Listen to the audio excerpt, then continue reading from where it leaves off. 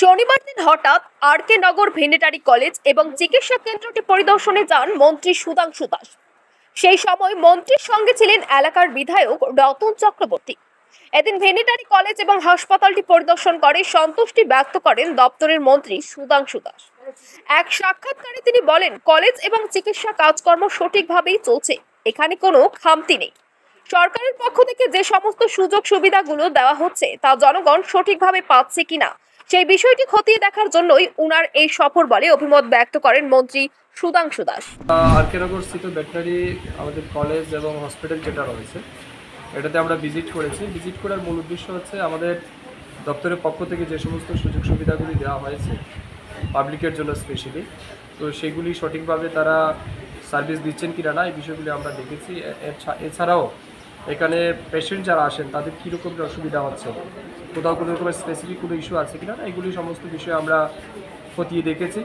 এবং আমাদের মূল উদ্দেশ্য হচ্ছে যাতে এই হসপিটালে যারাই আসছেন পেশেন্ট তারা যাতে 100% সাপোর্ট পায়, সুবিধা পায়, এগুলি যাতে এনশিওর করে আমাদের ডিপার্টমেন্ট বা আমাদের যারা ডক্টর আছেন এখানে অ্যাপয়েন্টেড। তো এগুলি দেখার জন্যই আমরা বেরিয়ে এসেছি। আমার সাথে আমাদের এই বিধানসভা এলাকার যিনি আমাদের সিনিয়র এমএলএ রতন চক্রবর্তী দাদা, তিনিও আমাদের সাথে এসেছেন, আমাদের ডাইরেক্টর এসেছেন, কলেজের প্রিন্সিপাল ম্যাডামও রয়েছেন।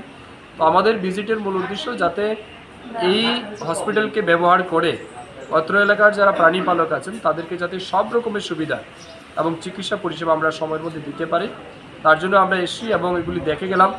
কোথাও যদি কোনো ঘাটতি আছে কিনা না এগুলি আমরা অনেকগুলি কিছু আমাদের নজরে এসছে।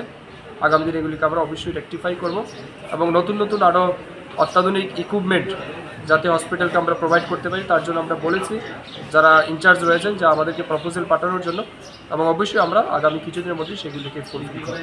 সেরকম কিছু নেই, তবে টুকটাক বিষয় আছে এগুলিকে আমরা বলেছি তাদেরকে ইমিডিয়েটলি রেকটিফাই করার জন্য। আমার বিশ্বাস এখান থেকে আরও ভালো সার্ভিস এলাকার পাবলিক পাবেন এবং আপনারাও দেখে গেলেন।